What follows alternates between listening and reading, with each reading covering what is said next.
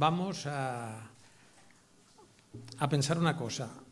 Mirad, el mes de abril de 1912, yo supongo que todos lo sabéis, el del transatlántico Titanic se vino abajo, se hundió por culpa de un iceberg. La empresa White Lines era la dueña de este transatlántico y había una pugna con la Cunard, la otra empresa naviera, en cuanto a sus viajes transatlánticos de un lado al otro del continente. No fue hasta el año 1985 que se descubrió el porqué, no se sabía el porqué, pero las causas que motivaron el hundimiento de este barco. Fue un misterio, y fue un misterio, digamos, oculto durante unos años, pero por la labor de los hombres llegaron a investigarlo y llegaron a descubrirlo.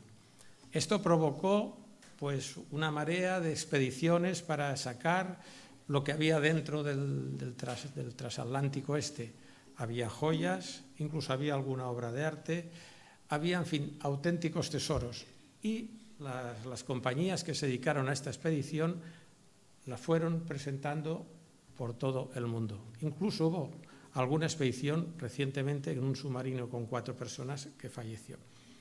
Nosotros hoy vamos a meditar un poco sobre un misterio, pero va a ser un misterio diferente.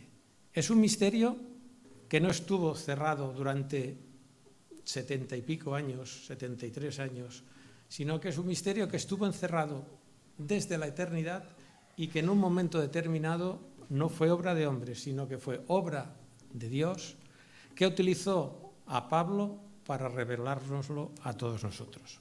Y lo vamos a hacer meditando sobre estos versículos que nos ha leído Manuel de Efesios. La epístola a los Efesios es complicada. Es complicada de entender porque tiene una serie de frases intercaladas entre un concepto que está vertiendo Pablo y otro concepto que va a introducir.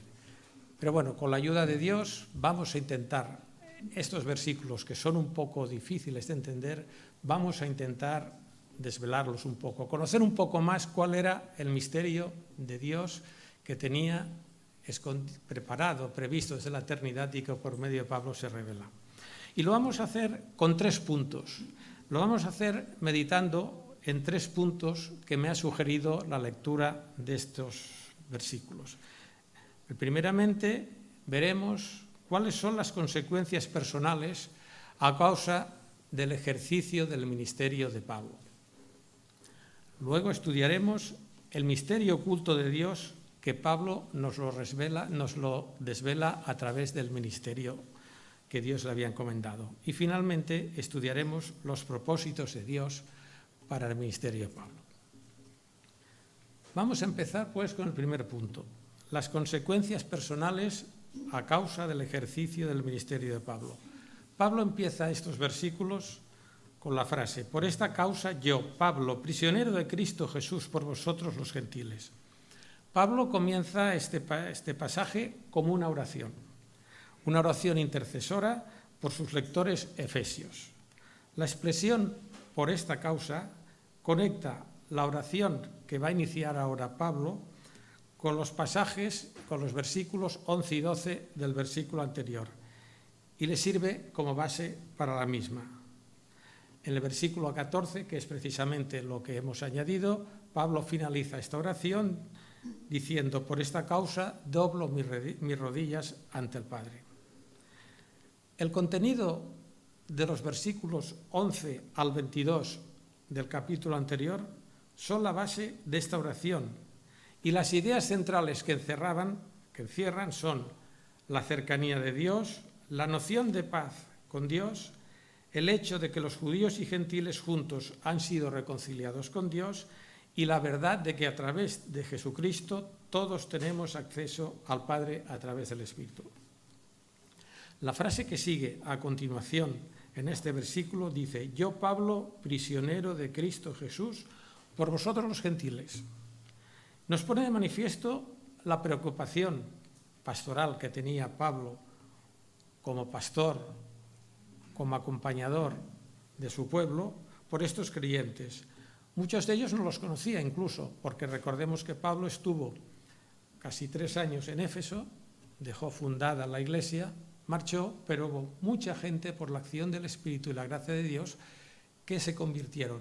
Y aunque no lo conocían personalmente, sí que habían recibido, por testimonio de los hermanos que lo conocieron, ese amor que tenía Pablo por su pueblo, por su iglesia.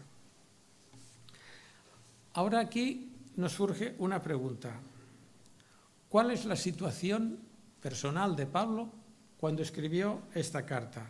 ¿Y cómo entendía Pablo su ministerio? Cuando Pablo escribe esta carta, su situación es muy, muy lamentable. No me gustaría a mí haber estado en su situación. Se encuentra encarcelado en Roma. Su situación es de prisionero. Pero a pesar de todo esto, hay un detalle muy interesante que nos pone de manifiesto cómo Pablo vivía la situación.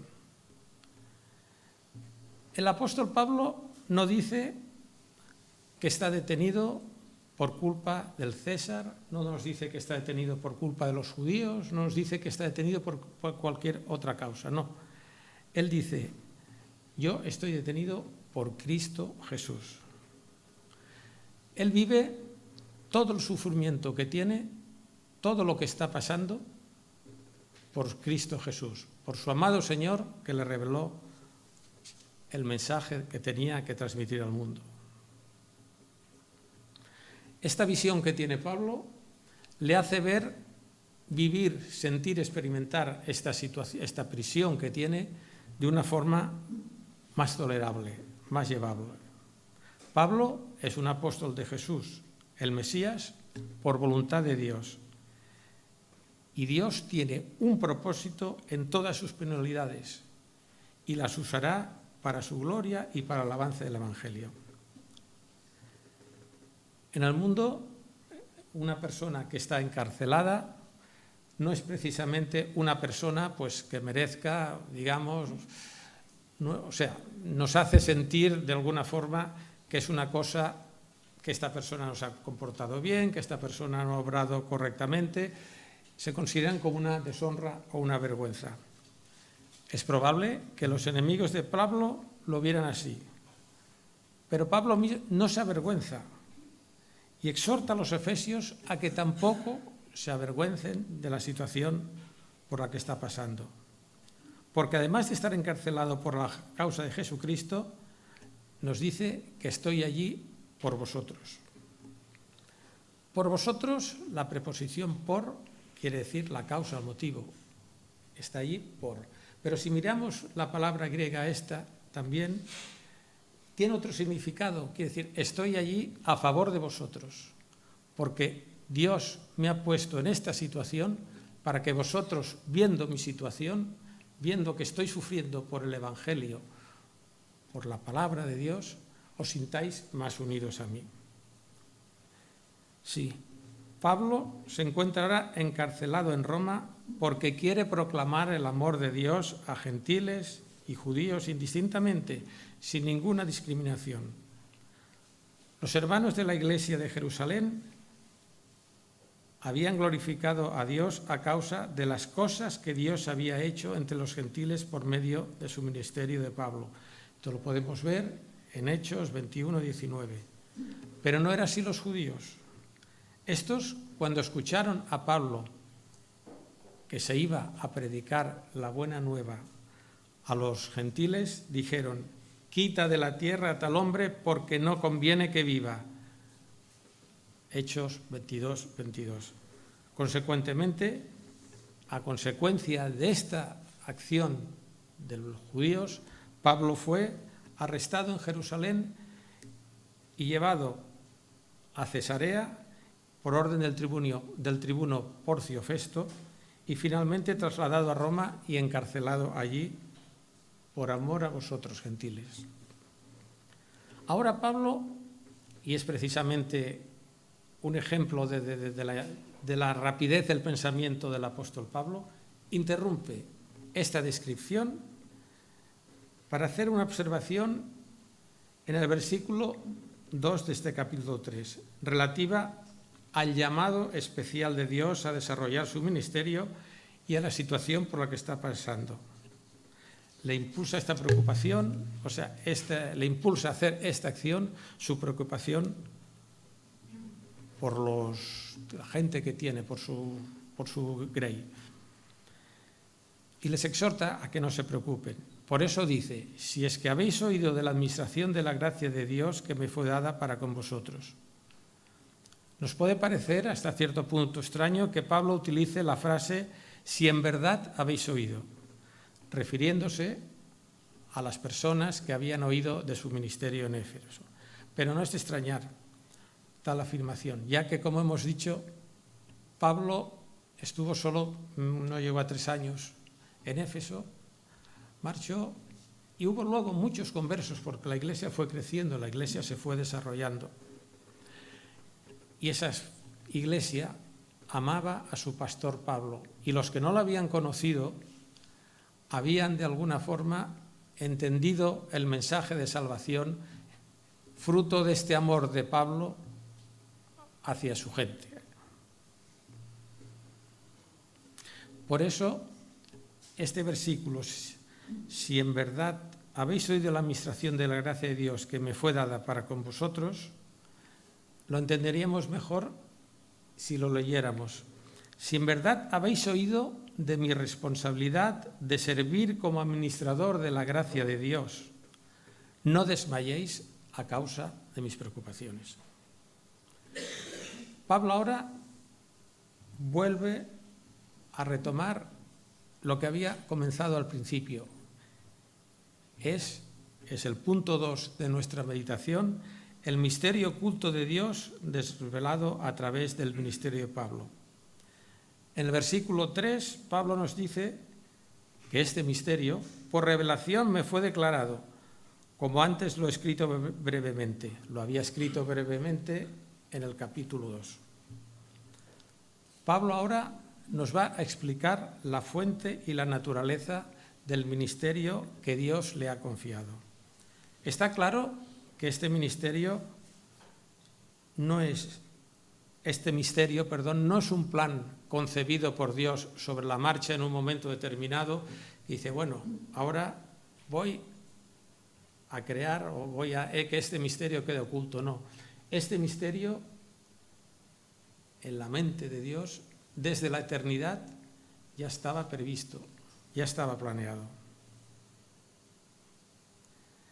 El lenguaje que utiliza aquí Pablo es el mismo que utiliza en Gálatas del 12 a 16, cuando describe aquella experiencia donde Jesucristo le reveló su buena nueva para que lo proclamara a los gentiles.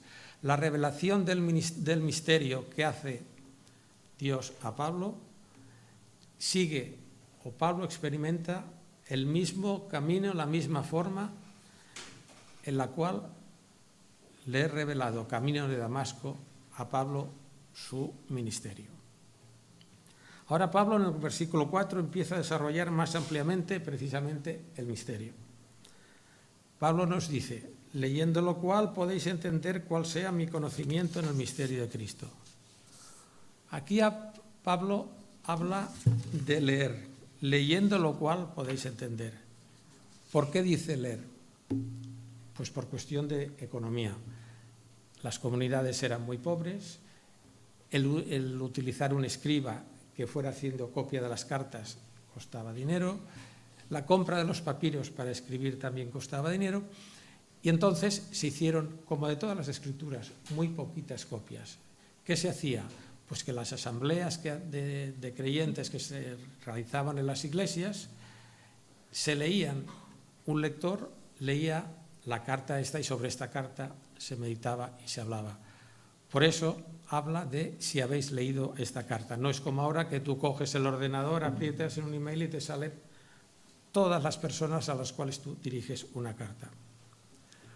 Cuando la audiencia escucha el contenido de esta carta, Pablo les está asegurando que lo que les está transmitiendo fielmente es el misterio que Dios les ha revelado. Y es en el versículo 5 que Pablo aclara aquí que no hubo ninguna generación del pueblo de Dios que pudiera haber anticipado esta extensión del pueblo de Dios, pasando no solamente de ser formado por los judíos, sino también ser extendido a los gentiles. Dice Pablo en este versículo 5, misterio que en otras generaciones no se dio a conocer a los hijos de los hombres, como ahora es revelado a sus santos apóstoles y profetas por el Espíritu. Y este versículo encierra dos ideas. Por un lado, Pablo nos aclara que no hubo ninguna generación en el pueblo de Dios del Antiguo Testamento que hubiera conocido el crecimiento que iba a experimentar su iglesia, su pueblo, al incluir también a los gentiles. Pero por otro lado, Pablo divide la historia de la revelación en dos momentos, antes y después de la venida de nuestro Señor Jesucristo. La conjunción como que leemos, como ahora es revelado a sus santos apóstoles y profetas del Espíritu, es de vital importancia para entender este pasaje. Este término indica una separación absoluta entre el pasado, que hemos dicho, y el presente. De la misma manera que el rey Nabucodonosor no podía entender e interpretar un sueño porque Dios se lo había revelado únicamente a Daniel, el plan de Dios de unir en un solo pueblo a judíos y gentiles en igualdad es obra de Cristo. Iba más allá de la comprensión de cualquier persona en los tiempos del Antiguo Testamento. Pero, sin embargo, debemos ser cautos. Debemos ser cautos al contemplar esta discontinuidad, este paso del pueblo que solamente está formado por judíos a un pueblo formado por judíos y gentiles, porque sí que había algunas pinceladas, alguna pista que Dios en su sabiduría y en su providencia había revelado. Está claro que en el Antiguo Testamento Dios planeó extender sus bendiciones a las naciones de los gentiles. Y empieza Dios genéricamente a hablar que su palabra, su mensaje sería extendido a los gentiles. Lo podemos ver en Génesis, el capítulo 12, en el 22 y el 26.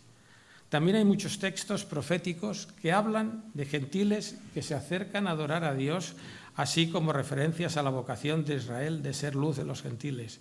Isaías, Jeremías, Zacarías.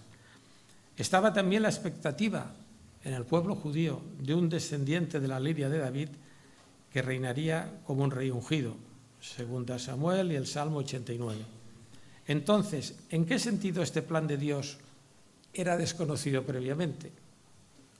Hay 4 aspectos que eran desconocidos antes de la venida de Jesucristo, antes de la revelación y la ejecución de este misterio, de unir gentiles con judíos mediante la cruz de Jesucristo. El primer aspecto era el medio mediante el cual el propósito de Dios se llevaría a cabo era nuevo e inesperado. El hecho de que el Mesías derramara su sangre para cumplir con los propósitos realmente de Dios era algo que el pueblo judío no podía entender. Ellos entendían un Mesías glorioso, triunfante, sin sufrimiento, sin dolor, sin pena. Otro aspecto en el cual le era desconocido al pueblo de Israel este mensaje de salvación es la abolición de la ley mosaica. Como la ley mosaica separaba a gentiles de judíos y requería que un gentil se convirtiera en judío para ser salvo, la mentalidad del Antiguo Testamento no podía entender ni por asomo un plan que concebiera a judíos y gentiles y que diera acceso a Dios. El tercer aspecto es la manera en que el propósito de Dios se llevaría a término por medio de su Hijo Jesucristo.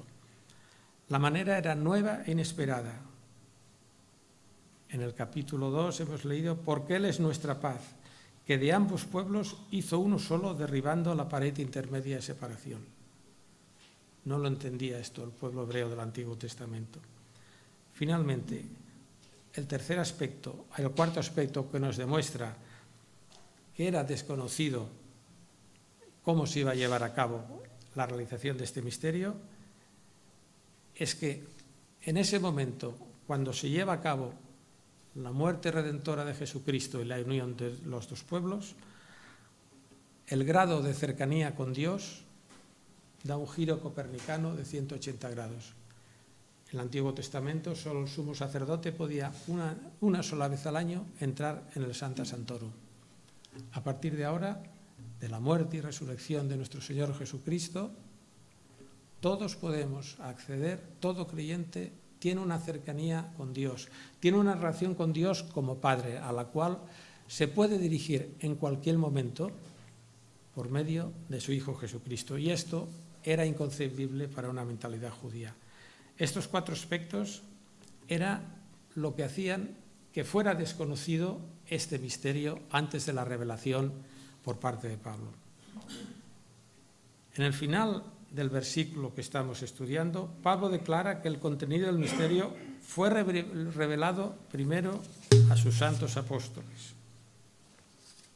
como ahora revelado a sus santos apóstoles y profetas por el Espíritu. Y aquí hay una cierta confusión sobre el adjetivo santo. ¿Se refiere solamente a los santos apóstoles y a los profetas o a los santos apóstoles y a los santos profetas? No hay razón ninguna para considerar que este término califique únicamente a los apóstoles, sino que califica tanto apóstoles como profetas, ya que la denominación santo hace referencia a los santos, a todos los creyentes que formamos parte de su Iglesia. El Espíritu es el agente responsable de revelar este misterio a sus santos, apóstoles y a sus profetas. Esto significa que Pablo no es el único que recibe esta revelación.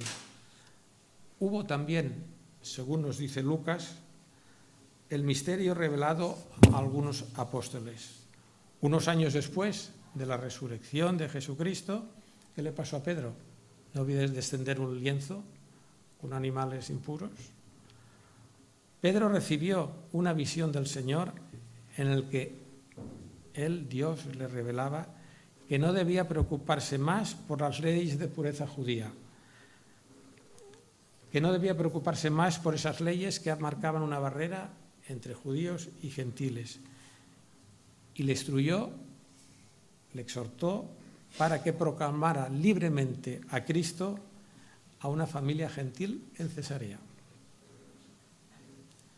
Y ahora, dentro de este versículo, digamos, el negocio se llama el core business, el corazón, el centro, el núcleo del mensaje llega. Es cuando se revela, Pablo nos revela el misterio. Lo hace en el versículo 6 y de una forma enfática, de una forma vehemente. Pablo dice que los gentiles son coherederos y miembros del mismo cuerpo y copartícipes de la promesa en Cristo Jesús por medio del Evangelio.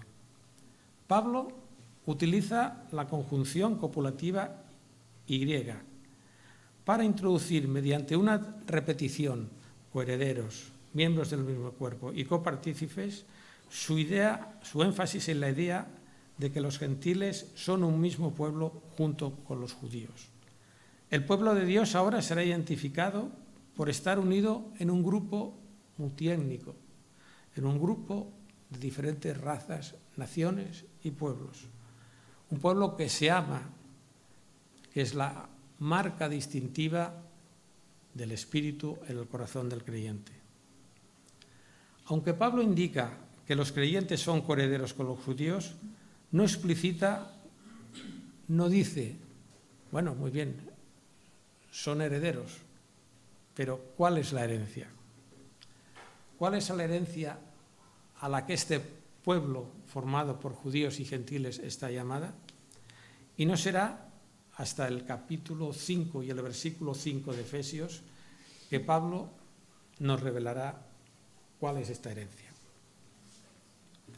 Cuando Pablo en este versículo 6 dice miembros de un mismo cuerpo, asegura a los gentiles que ellos también son parte del hombre nuevo, que es el único cuerpo de Cristo que Dios ha creado.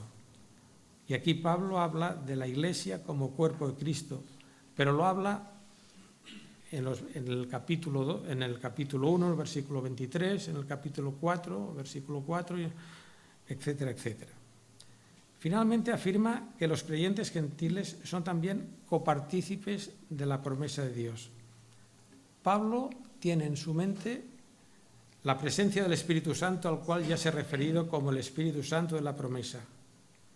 Y es precisamente la llegada del Espíritu Santo el don del nuevo pacto, el cumplimiento de la promesa de Jesucristo, el cumplimiento de la promesa de Dios, el don del nuevo pacto, el Espíritu.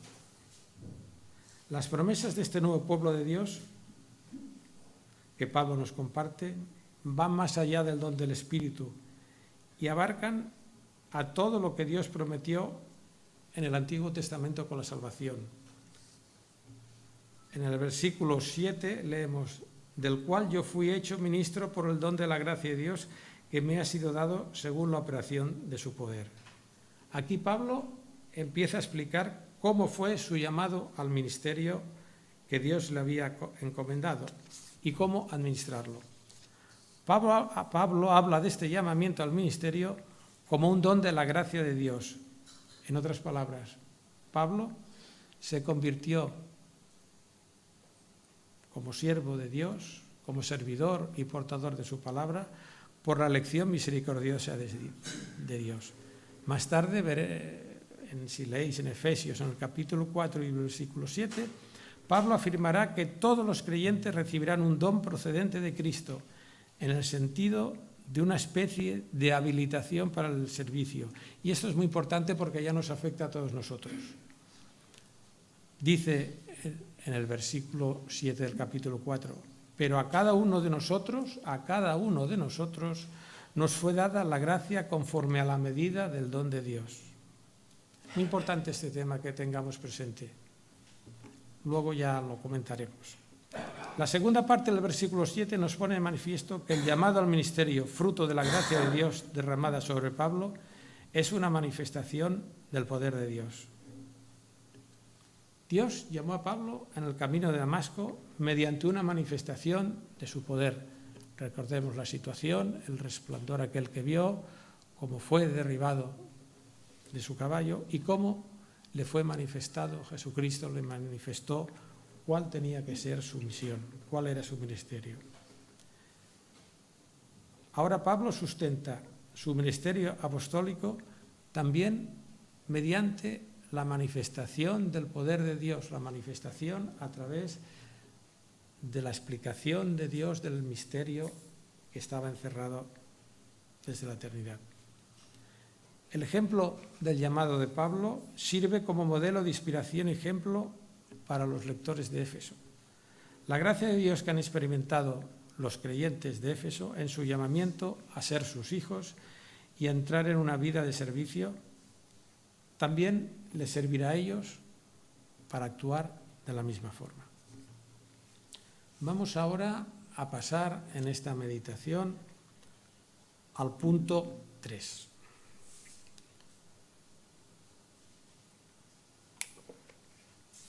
Los propósitos de Dios para el ministerio de Pablo. ¿Cuáles eran? ¿Qué propósitos tenía Dios para el ministerio de Pablo? El versículo 8 nos dice: a mí, que soy el más pequeño de todos los santos, me fue dada esta gracia, de anunciar ante los gentiles el evangelio de las inescrutables, insondables, irreconocibles, indescubribles riquezas de Cristo. Pablo empieza aquí una nueva sección. La mente de Pablo va de un lado a otro de una forma maravillosa. Pablo empieza aquí una nueva sección donde explica el primer propósito de Dios al confiarle su ministerio evangélico. El primer propósito, la proclamación de la buena nueva de Jesucristo a los gentiles. Pero hay en esta frase de Pablo hay una ironía. Escribe de una forma sutilmente irónica. Pablo dice: he recibido el inmenso, el inconmensurable, el grandioso, el inescrutable don divino de anunciar el Evangelio. Pero en mí no hay nada. soy el más humilde, el más pobre, el más pequeño de todos los santos. A mí, que soy el más pequeño de todos los santos, me fue dada esta gracia. Es bueno ver esta humildad de Pablo manifestada en esta frase. Estoy llevando a cabo un ministerio que Dios me ha revelado, que es un tesoro, pero sin embargo yo soy el más pequeño, el más humilde de todos los santos. Esta frase es una enfática declaración de lo inmerecido que tiene el Pablo de ser receptor del favor de Dios. Esta descripción tan humilde de sí mismo no surge como consecuencia de un sentido de falsa humildad, de decirlo porque está bien. Tampoco surge como consecuencia de un sentido de culpabilidad por el pecado que cometió Pablo cuando era un celoso fariseo, perseguidor de cristianos, que incluso cuando martirizaron a Esteban, él tenía ahí las ropas de Esteban. No. Pablo nunca olvidó su pasado y mantuvo una fuerte conciencia de su pecado, pero se sentía liberado de este pecado. No se sentía de alguna forma que merecía un castigo, porque sabía que la muerte de Jesucristo y su resurrección lo había liberado de cualquier castigo que mereciera. Su pena, la pena que merecía por haber sido perseguidor de creyentes, había sido borrada, había sido quitada.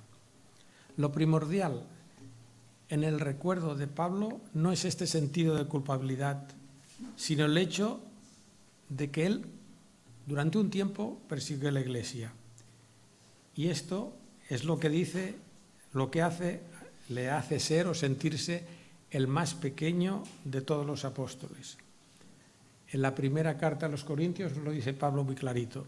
Porque yo soy el más pequeño de los apóstoles, que no soy digno de ser llamado apóstol, y ahora da la razón, porque perseguí a la Iglesia de Dios. La unión mediante la conjunción Y de el más pequeño de todos los santos y me fue dada esta gracia, definen perfectamente la maravilla de la gracia divina obrando en Pablo. El más pequeño, el que menos lo merecía y sin embargo la gracia de Dios me fue dada. También resulta llamativo que Pablo no se refiere a sí mismo como el menor de todos los pecadores. Pablo se define a sí mismo como el menor de todos los santos. Su énfasis siempre cae sobre el resultado de la gracia de Dios actuando sobre él. Ahora Pablo, gracias a la gracia de Dios, gracias al sacrificio vicario de Jesucristo, Pablo es santo, como todos nosotros, que hemos sido consagrados y apartados para el servicio de Dios. En el final del capítulo 3, Pablo escribe que está proclamando las riquezas de Cristo, pero matiza más su significado complementándola con el adjetivo inescrutable. La forma en que aparece aquí ya era utilizada en el libro de Job, la palabra inescrutable, y venía a describir las inescrutables, las insondables, las imposibles cosas de descubrir de los caminos de Dios. Si ahora pasamos al siguiente versículo, al versículo 9, encontraremos el segundo propósito de confiar Dios su ministerio. Hemos dicho que había dos propósitos, hemos visto el primero, ahora vamos a ver el segundo. Leemos en el versículo 9, y de aclarar a todos cuál sea la dispensación del misterio escondido desde los siglos en Dios que creó todas las cosas. La conjunción Y une el primer propósito, anunciar el Evangelio, el proclamar la buena nueva a los gentiles, con este segundo, la dispensación del misterio escondido desde siglos en Dios. Una vez que las personas son salvas, Pablo tiene la responsabilidad adicional una vez que son salvas, quiere decir, una vez que ha predicado la buena nueva, que es el primer propósito, ahora Pablo tiene una responsabilidad: explicar el misterio escondido desde siglos en Dios. No obstante, notemos que la frase "y de aclarar o iluminar a todos" se refiere no a todo el mundo, ojo, se refiere a todos los que han aceptado su evangelio.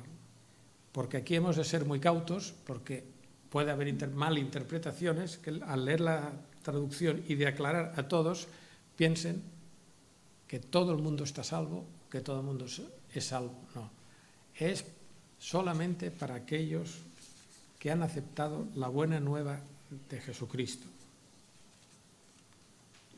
Por eso Pablo pide que iluminara la mente de todos aquellos que habían abrazado la buena nueva. Como Pablo depende del poder de Dios para llevar a cabo su ministerio, no es sorprendente que en esta oración de estos versículos ore pidiendo la ayuda del Espíritu para que aclare, para que ilumine, para que haga la luz de estas verdades en las mentes y corazones de sus lectores. Sus lectores eran los efesios, también somos nosotros sus lectores, porque en estos momentos estamos leyendo su carta. Al describir a Dios Pablo como creador de todas las cosas, Pablo está resaltando un aspecto: la soberanía y el poder de Dios. La intención de Pablo al realizar tal aseveración es reafirmar que este plan ahora se ha revelado. No fue una ocurrencia tardía del Creador, sino que formaba parte del plan de Dios desde el principio. El resultado del plan de evangelización de Pablo a los gentiles y la ayuda a tener un mejor conocimiento de Dios, gracias a la revelación del misterio por el apóstol, tienen un propósito. ¿Qué propósito tienen? Lo podemos ver en el versículo 10. Para que la multiforme sabiduría de Dios sea ahora dada a conocer por medio de la Iglesia a los principados y potestades en lugares celestiales. O lo que es lo mismo, en un lenguaje más coloquial, más entendible. La función, la misión del ministerio de Pablo, el resultado del ministerio de Pablo es revelar la inconmensurable sabiduría de Dios a los principados y poderes celestiales por medio de la Iglesia. Pero hemos de ser muy cautelosos a la hora de entender este versículo. Esta revelación del misterio sucede por medio de la Iglesia, pero no significa que la Iglesia tenga la responsabilidad de proclamar un mensaje a los principados y potestades. No hay nada en este pasaje que sugiera que la Iglesia está llamada a tener un papel activo en la proclamación del mensaje a las potestades. La Iglesia es el medio por el cual Dios revela su misterio a las potestades. Confirma tal aseveración. ¿Por qué digo esto? Por el hecho de que el verbo de Dios que Pablo utiliza no es predicar. Si hubiera sido predicar, hubiera sido función de la Iglesia dar a conocer este mensaje a las potestades. No dice predicar, dice dar a conocer.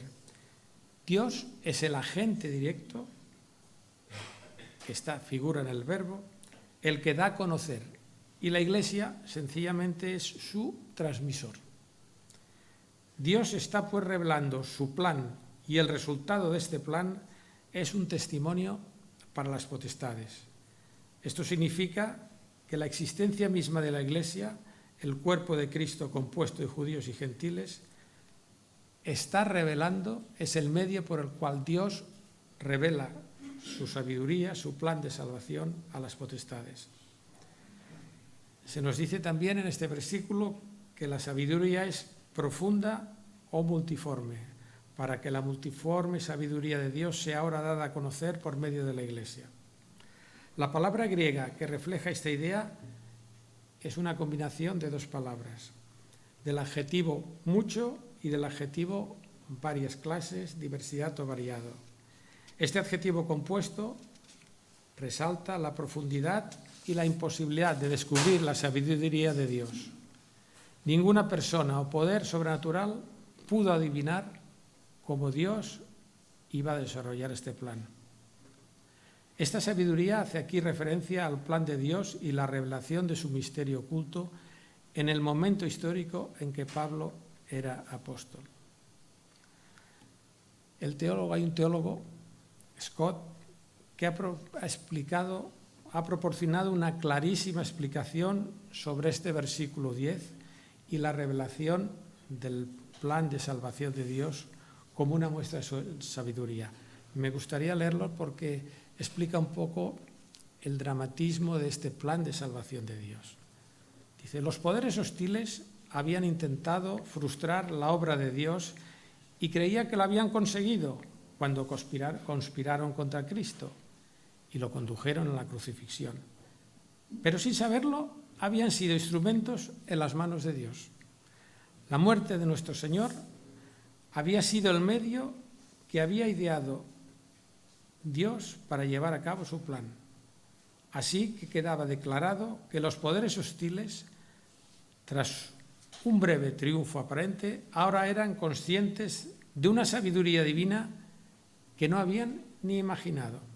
Veían a la Iglesia surgiendo gloriosa, triunfante, como resultado de la muerte de Cristo y llevando a cabo lo que ahora podían percibir que había sido el propósito oculto de Dios.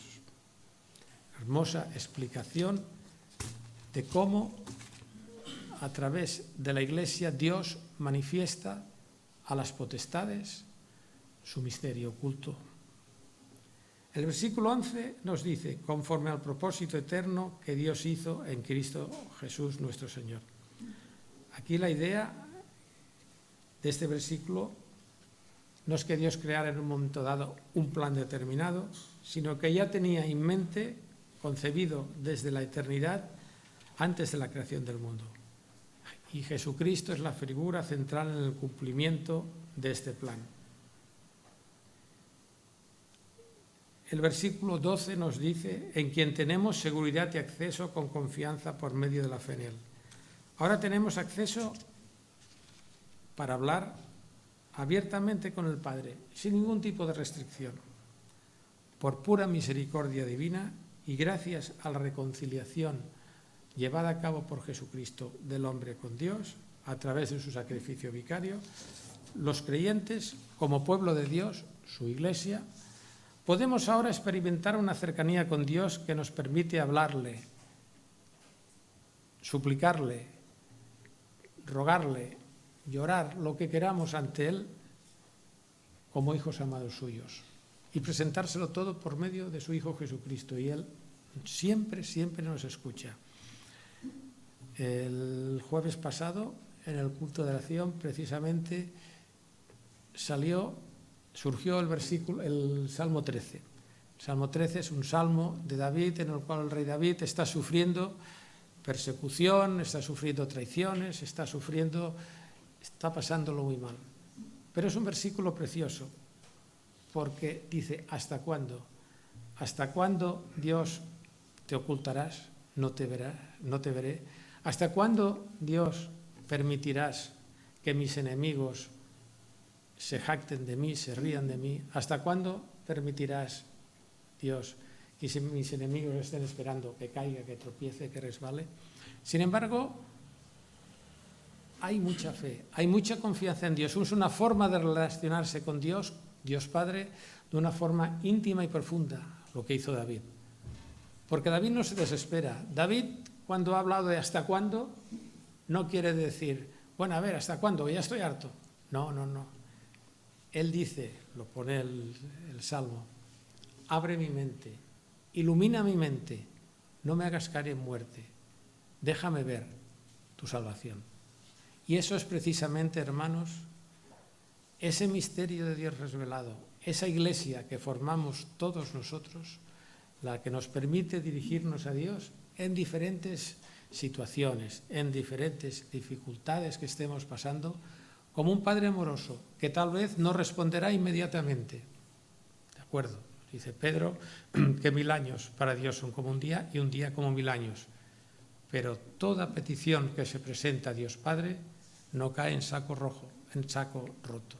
Siempre es escuchada y a su debido tiempo responde en la forma y medida que Él cree oportuna. Acabamos con el versículo 13.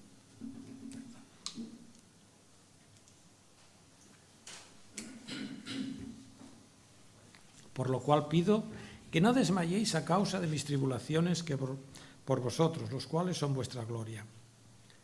Nos encontramos una vez más con la frase introductoria que utiliza Pablo en este capítulo 3, por lo cual.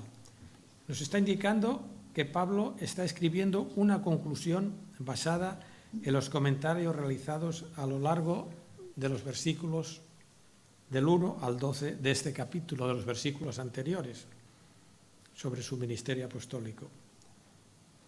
En el momento de escribir esta carta, Pablo está en custodia romana y lleva ya más de 3 años, posiblemente cerca de 4. No hay información de cuál era la situación exactamente de Pablo. Únicamente sabemos, lo dejó escrito en la epístola a Filipenses y en la epístola a Colosenses, que estaba en cadenas, es decir, que estaba encadenado.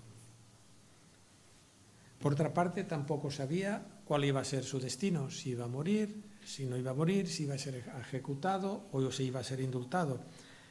En Filipenses, en el versículo 26 del capítulo 1, nos dice: antes bien, con toda confianza como siempre, ahora también se verá manifestado Cristo en mi cuerpo, o por vida o por muerte.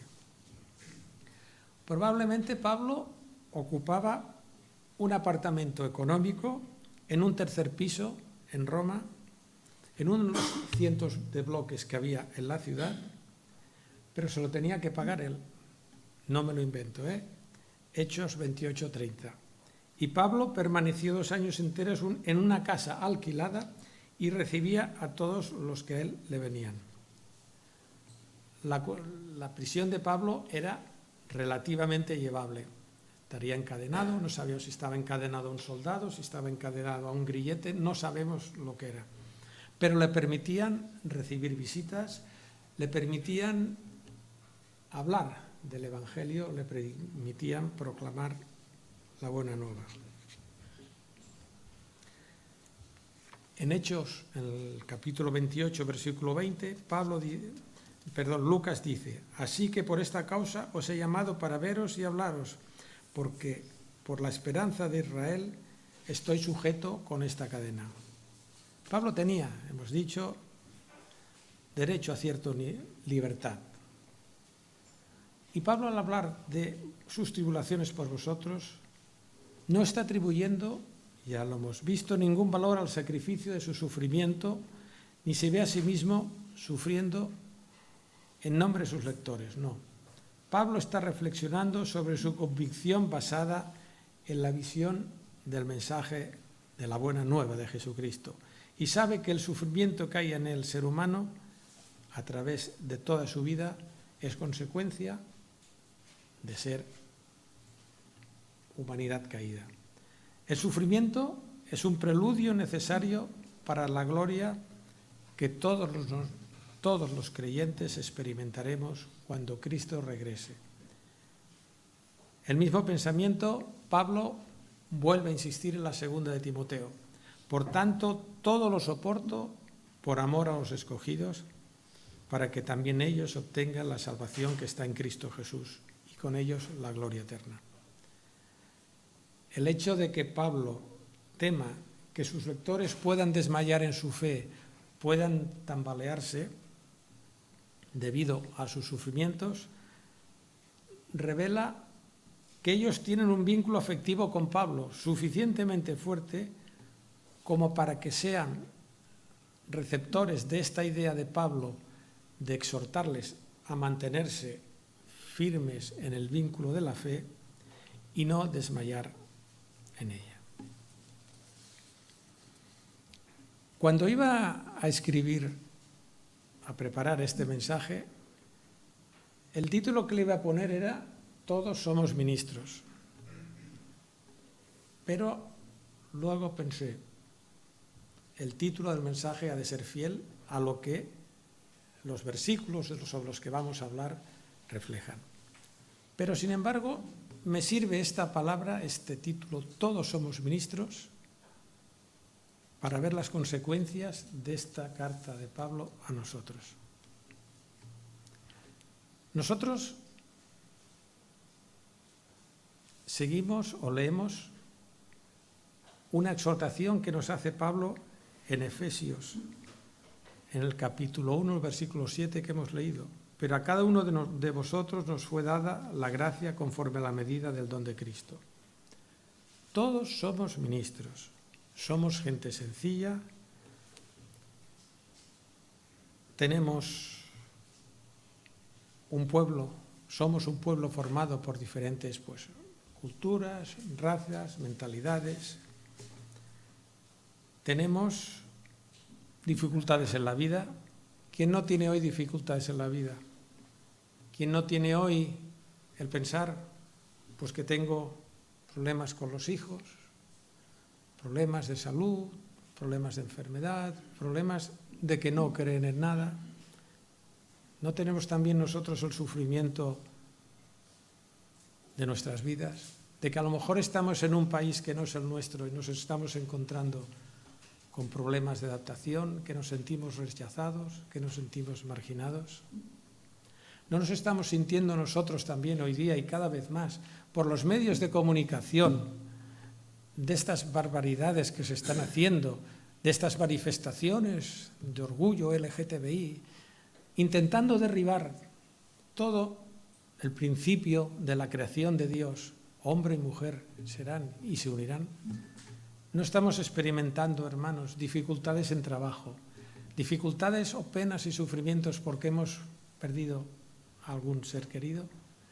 Pero, sin embargo, Pablo nos exhorta a llevar en esa vasija de barro tan endeble, tan frágil como somos nosotros, el gran mensaje de la salvación de Dios. El gran mensaje de que gracias a este misterio todos nosotros somos pueblo de Dios, somos pueblo bendecido, somos pueblo que hemos sido salvos por la gracia de Dios, por el sacrificio de Jesucristo. Y nuestra obligación es transmitir este mensaje en nuestras vidas. Todos tenemos un don. No se trata de que todos tengan que predicar, no se trata de que todos tengan que llevar un ministerio de alabanza, no se trata de que todos tengan el don que sea. Tenemos un don y debemos desarrollarlo y debemos ser muy, muy conscientes y responsables de que Dios nos conoce. Somos gente muy humilde, somos polvo, de la tierra venimos y a la tierra volvemos. No somos más, pero el poder de Dios, la gracia de Dios nos manifiesta su poder en nuestras vidas, en nuestro comportamiento, en nuestra forma de actuar, de querer y de sentir. Por suerte, Dios ha creado su iglesia. Esta iglesia está formada, la iglesia de Jesucristo, que se basa en la palabra, se compone de iglesias de muchas denominaciones. Pero la iglesia es solo una. La iglesia que está cimentada en la palabra de Dios es una sola, santa y universal iglesia. Es una iglesia que tiene una sola escritura, una sola fe, una sola gracia, tiene a Jesucristo y a la gloria de Dios. Hermanos, alabemos a Dios y demos gracias porque si estamos aquí hoy, no es porque nosotros hayamos hecho un camino de investigación, de crecimiento espiritual y hayamos descubierto a Dios, no. Ha sido porque Dios en su vida puso a alguna persona, algún medio para conseguirlo. Yo personalmente doy muchas gracias a Dios por una persona que ya está en el cielo y que para mí fue su salvación. Que Dios os bendiga, mis hermanos.